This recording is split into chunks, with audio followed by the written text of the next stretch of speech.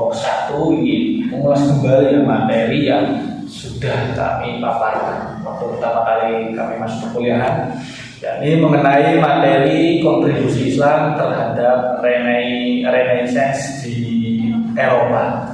Nah, kalau berbincang mengenai Renaissance ini adalah suatu gerakan yang dimana gerakan ini perubahan besar di Eropa yang dimana terjadi pada abad pertengahan. Nah, Renaissance ini istilah ataupun berasal dari bahasa Latin, yakni nature, yang terdiri dari dua kata, yakni re berarti kembali dan nature berarti lahir. Dengan begitu, Renaissance dapat diterjemahkan sebagai masa terlahirnya kembali di Eropa, karena pada saat abad ke-9 sampai abad ke-14 bangsa Eropa mengalami bangsa yang dram, artinya bangsa yang penuh dengan kegelapan, karena nilai-nilai humanis yang ada di situ tidak ada sama sekali. Tetapi malah sebaliknya, Islam pada saat abad tersebut mengalami masa kejayaan, yakni dalam segi filsafat, segi politik, segi ekonomi itu mulai berkembang. Nah, perlu diketahui teman-teman bahwa Renaissance ini adalah suatu bentuk perjalanan panjang kebangkitan Eropa untuk menjadi lebih cerah lagi. Tetapi di latar belakang tersebut, Eropa kembali muncul itu, Eropa kembali percaya itu atas kontribusi Islam yang lebih. Karena pada saat itu Islam lebih maju pengetahuan, terutama dalam bidang filsafat ataupun pembebasan ranah berpikir. Nah, sehingga dari bangsa-bangsa Eropa belajar kepada orang-orang Islam untuk menggali ilmu pengetahuan sampai Islam berkembang dan sampai masa kehancurannya Islam.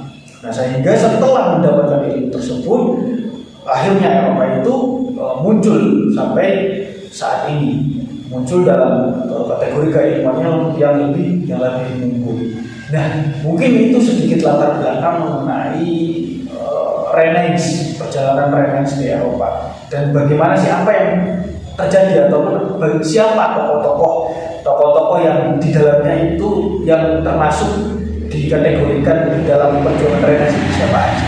Mungkin Mas Farid bisa menjelaskan mengenai sedikit lah tokoh-tokoh yang ada pada saat itu. Silakan Mas Farid.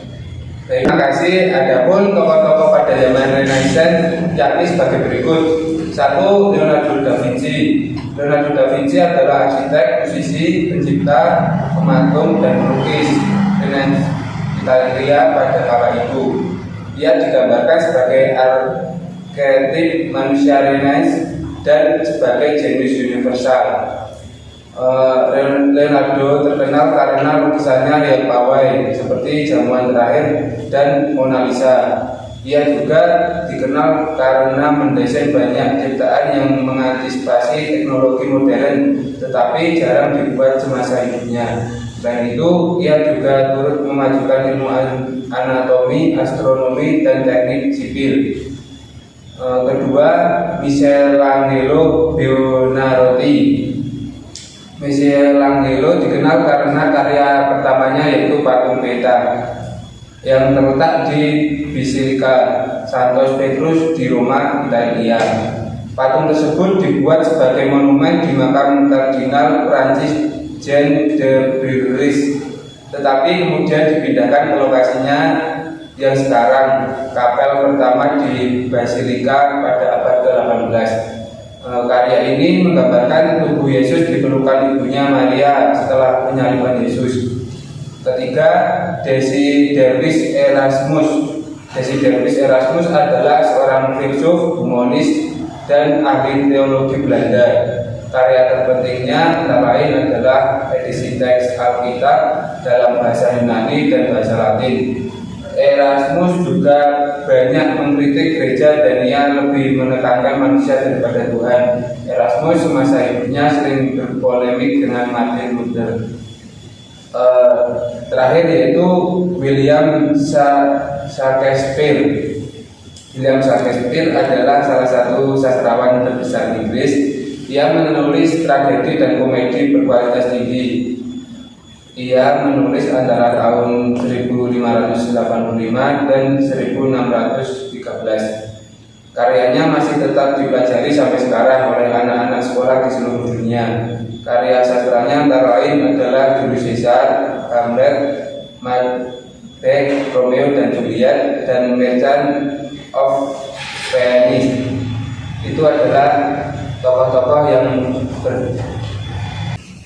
itu adalah beberapa tokoh pada masa Renaissance di Eropa, dan kami akan memaparkan dampak akibat timbulnya Renaissance tersebut yang akan disampaikan oleh Mbak Adin. Baik, yang terakhir kami akan menjelaskan beberapa dampak dari Renaissance. Ada dua dampak, yaitu dampak positif dan dampak negatif. Yang pertama, dampak positif yaitu adanya perubahan dalam bidang agama dan ilmu pengetahuan, seperti munculnya pembagian ilmu antara lain ilmu agama dan falsafahnya, ilmu sosial seperti ilmu bumi, ilmu sejarah, dan lain-lain. Yang kedua, Renaissance telah membentuk masyarakat perdagangan yang berjaya maju. Keadaan ini telah melemahkan kedudukan dan kekuasaan golongan gereja yang senantiasa berusaha menyekat perkembangan ilmu dan masyarakat di Eropa.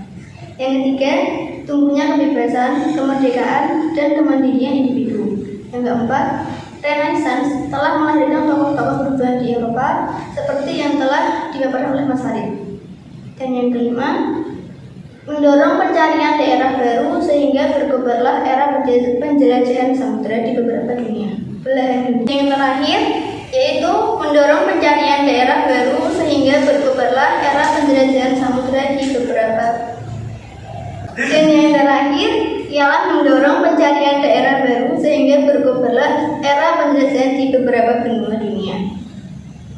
Kami juga akan memaparkan dampak negatif. 1. Eropa pada periode ini benar-benar mendapat ancaman dari orang-orang Arab. Pada para khalifah umumnya telah meluaskan wilayah ketahuannya daerah-daerah seputar pintu gerbang Konstantinopel, walaupun pada akhirnya pengepungan yang dilakukan Arab gagal total.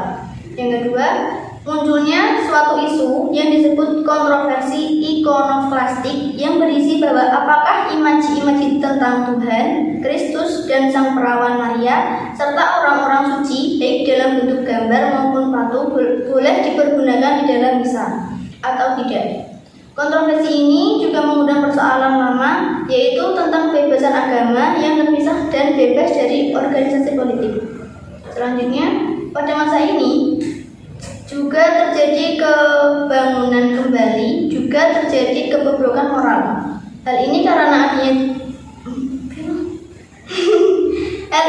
dikarenakan tidak adanya suatu norma yang bisa mengatur kehidupan masyarakat, sehingga bisa dikatakan bahwa manusia Renaissance merupakan manusia yang tidak mempunyai pegangan atau liar. Keliaran ini mengakibatkan terjadinya pelanggaran terhadap norma sehingga manusia mengalami krisis akhlak seperti mabuk-mabukan dan lain-lain. Hal ini juga hanya terjadi di kalangan borjuis tetapi juga di kalangan pendeta. Sekian dampak-dampak Renaissance di Eropa. Oke, jadi tadi sedikit pemaparan atau mengulas kembali materi yang kita pelajari mengenai kontribusi Islam terhadap Renaissance di Eropa. Dan juga sempat disinggung oleh Mas Farid mengenai tokoh-tokoh. Ya, tadi di mana tokoh itu adalah tokoh, semuanya itu adalah tokoh-tokoh Eropa.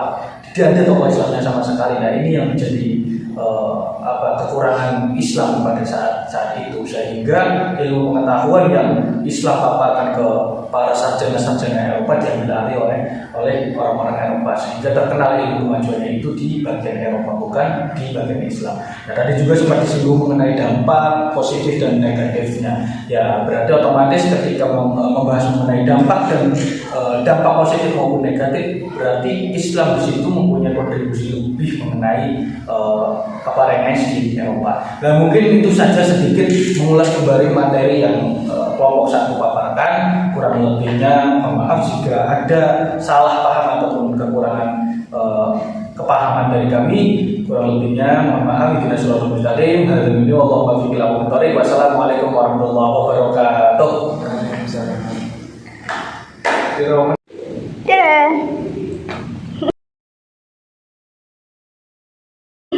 Wes ora. Mas aku bisa.